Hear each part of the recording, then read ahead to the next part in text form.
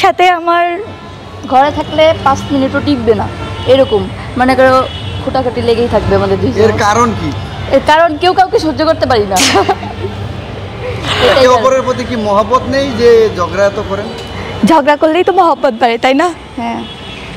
আর যদি কেউ ওকে বলে কিছু তখন ভালোবাসাটা আমি একটু বেশি দেখাই, আবার আমাকে কেউ যদি কিছু বলে ও এসে আমার প্রতি ভালোবাসাটা দেখায়, এই জিনিসটা আমাদের মধ্যে ভালো আছে। আমার মা মানে আমাদের মা যখন আমাদের বকাবকি করে যে এই দিঘি পড়তে বয় বা এই সুমনা পড়তে বয়, মানে এরকম যদি হয়, আগে ধরেন আমার ফোন আছে, ওর তো ফোন নাই, এখনও ফোন কিনে দেওয়া হয় না, ক্লাস 9-এ পড়েও।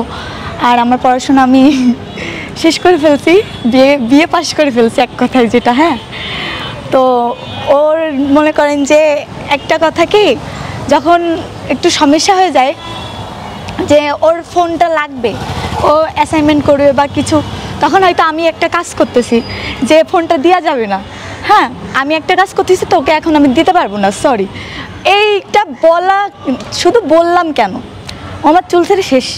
যে কারণে আমার এই চুল দেখতেছেন, অর্ধেক চুল ও উঠাইছে, আমার চুলের থেকে 3 গুণ ছিল।